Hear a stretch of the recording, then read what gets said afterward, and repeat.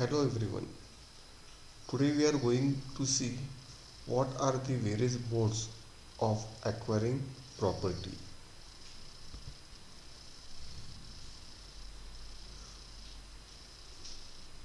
The following four are the primary importance modes of acquiring property. Possession. By possessing a material object, the owner may acquire a legal title to it in two ways, by occupation or by possessory ownership. By occupation, when property of which possession is taken by the claimant does not as yet belong to anyone else, the possessor acquires a title good against all the world. This mode of acquisition is known in Roman law as occupation. Res nullius means things belonging to none, and things that cannot be possessed exclusively by anyone.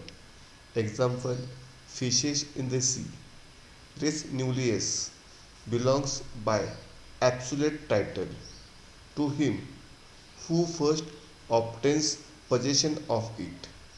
Res nullius are things capable of ownership but so far unappropriated, such as undiscovered land, while animals in enclosures belong to the owner of the enclosure. Example, monkeys. But once they gain their liberty, they can be acquired by occupation. Animals and birds which disappears only to return, such as hens, cannot be acquired by occupation and they belong to the owner. The same is the case with domestic animals, dogs, cats.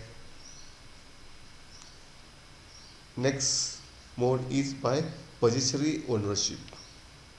When the things of which possession is taken is already the property of someone, the title acquired by possession is good against all third persons, but is of no validity at all against the true owner.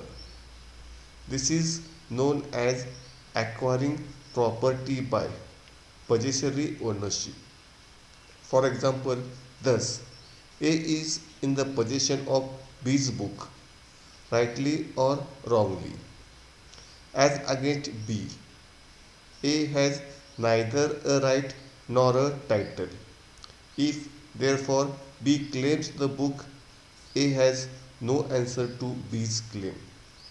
But as against all other persons, A has a good title. It will not lie in the mouth of other to say that A got possession of it wrongfully. The underlying reason behind the doctrine of possessory ownership is quite evident. If this doctrine does not exist, force and fraud would be able to determine all cases of disputes as to possession, where both the parties to the dispute could not show any title in respect of the disputed property.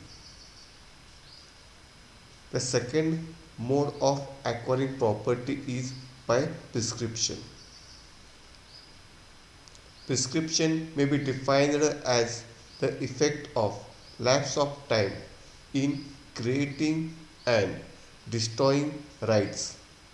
It is the operation of time as a vestitive fact. Prescription is of two kinds, positive and negative. The former is the creation of a right, whereas the latter is the destruction of one by lapse of time. In other words, long possession creates rights and long want of possession destroys them.